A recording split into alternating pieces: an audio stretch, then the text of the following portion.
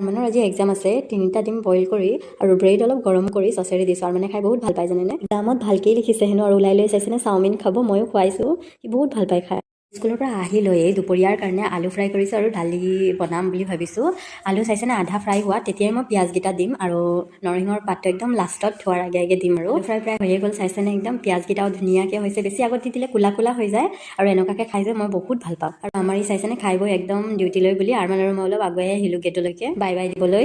mini ব্লগলৈ আপোনালোকক সকলোকে স্বাগতম জনাইছোঁ যদি মোৰ মিনি ব্লগবোৰ ভাল লাগিছে তেন্তে